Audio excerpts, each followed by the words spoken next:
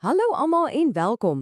Vandag kyk ons na iets wat dalk bietjie vervelig klink, om lang rye getalle bymekaar te tel. Maar ek gaan vir julle 'n ongelooflike kragtige formule wys wat dit sommer blitsvinnig en maklik maak. Glo my, dit gaan jou hele siening oor optelsomme verander. Goed, kom ons spring dadelik weg met 'n probleem. Dit lyk dalk maklik op die oog af, maar as jy dit met die hand sou probeer doen, wel, dit is 'n ander storie. So, hier's die uitdaging. Hoe sal jy elke liewe getal van 1 tot by 100 bymekaar tel? Ek meen 1 plus 2 plus 3 en so aan. Dit gaan nogal 'n rukkie neem.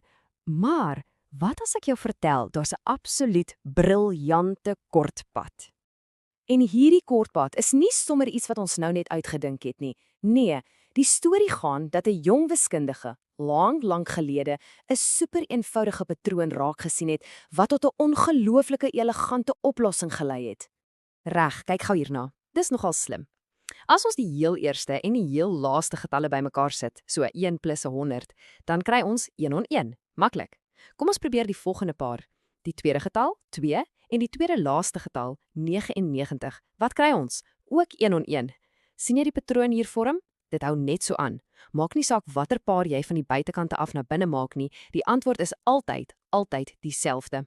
So die logika hier agter is eintlik doeteenvoudig. Ons het 100 getalle in die ry, reg? As ons hulle so in pare opdeel, kry ons presies 50 pare. En aangesien elke liewe paar optel tot 101, wel, dan is die totale som ons net 50 maal 101. En daar het jy dit, 50-50, net so. Daai slim truc verander 'n lange, vervelige optelsom in 'n eenvoudige, maklike vermenigvuldiging. Briljant, né? OK, daai triek was regtig cool. Maar nou is dit tyd om dit 'n bietjie meer amptelik te maak. Ons gaan nou daardie slim insig vat en dit omskep in 'n universele wiskundige formule wat vir enige, en ek meen enige, rekenkundige reeks sal werk. Goed, maar voor ons diep duik, kom ons maak net seker ons is op dieselfde bladsy. 'n Rekenkundige ry, dis nie die lys getalle wat 'n konstante verskil het, maar 'n rekenkundige reeks, en dis waarmee ons hier werk, aangedui met SN. Dit is die som van al daardie terme. Dis die groot totaal waarna ons soek. Nou vir die touerkuns, die afleiding. Stel jou voor, ons skryf die reeks eers normaalweg neer, van voor na agter.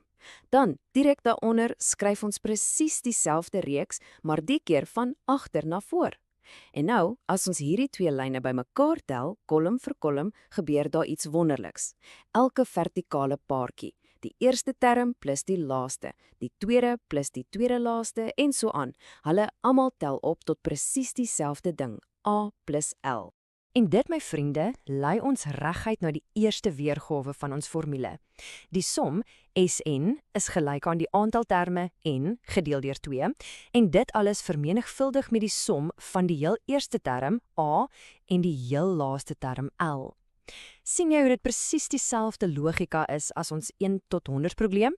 Aantal pare maal die som van 'n paar. OK, dis great. Maar wat gebeur as ons nie die laaste term L ken nie? Dis 'n baie algemene probleem. Gelukkig weet ons uit ons vorige werk oor rye hoe om L te bereken.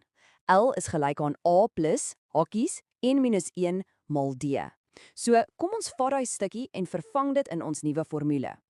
En voilà, deur daai substitusie te doen, kry ons die mees algemene en veelsidige weergawe van die formule. SN is gelyk aan n oor 2 maal, en hier is die groot verskil, 2a plus n minus 1 maal d. Hierdie een is die werkissel, want jy het nie die laaste term nodig nie. So, nou het ons twee formules wat dieselfde ding doen. Watter een gebruik jy wanneer? Dis eintlik eenvoudig. As die vraag vir jou die eerste term, die laaste term en die aantal terme gee, gebruik die eerste formule. Dis vinniger, dis direk. Maar as jy die eerste term, die gemeene verskil en die aantal terme het, wat baie meer algemeen is, dan is die tweede formule jou beste vriend. Dis die een wat jy meeste van die tyd gaan gebruik. Goed, genoeg met die teorie, kom ons sit hierdie formule nou op die proef en kyk hoe dit 'n tipiese wiskundeprobleem kafdraf. Hier is ons probleem vir vandag.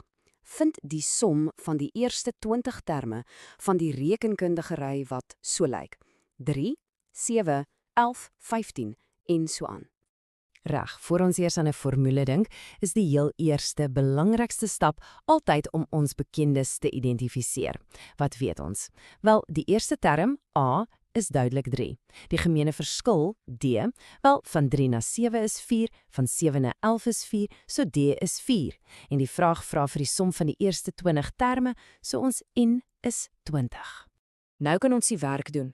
Ons het nie die laaste term nie, so ons gebruik die algemene formule. Ons vervang net ons waardes in. N word 20, A word 3 en D word 4. Van hier af is dit net 'n kwessie van die berekening stap vir stap te vereenvoudig. Wees net versigtig met jou bewerkingsorde. Eers die hakies, dan die res. En daar kom ons by die finale antwoord, 280. Sien jy hoe vinnig en doeltreffend dit was? Stel jou voor jy moes 20 terme met die hand bymekaar tel. Nee, dankie. Okay, so dis great vir 'n wiskundeklas, maar waar gaan jy dit ooit in die regte lewe gebruik?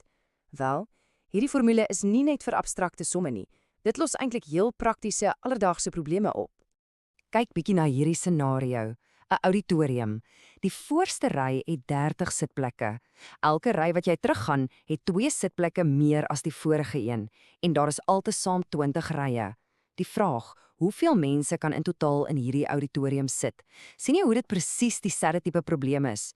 Ons het 'n eerste term, A is 30, 'n gemeene verskil, D is 2, en 'n aantal terme of rye, in hierdie geval N is 20. En as ons presies dieselfde formule gebruik, kry ons die antwoord, 980. Daar is 'n totaal van 980 sitplekke in daai auditorium. Sien, dis 'n konkrete, nuttige antwoord op 'n regte wêreld vraag. Hierdie aanhaling som dit eintlik perfek op. Die formule verander vervelende optellings in vinnige berekeninge. As terme groot is of daar baie terme is die formule 'n lewensredder. En dis presies waaroor dit gaan. Dit gaan oor doeltreffendheid en om slimmer te werk, nie harder nie. So, nou is hierdie kragtige stuk gereedskap deel van jou wiskunde arsenaal. Die vraag wat ek vir jou los is, watter ander patrone sien jy in die wêreld om jou? Miskien die manier waarop jy sakgeld spaar, die stapel blikkies in 'n supermark, selfs die rye in 'n byekorf. Watter van daardie dinge kan jy nou meet en opsom met hierdie formule? Dink 'n bietjie daaroor. Baie dankie dat jy ingeskakel het.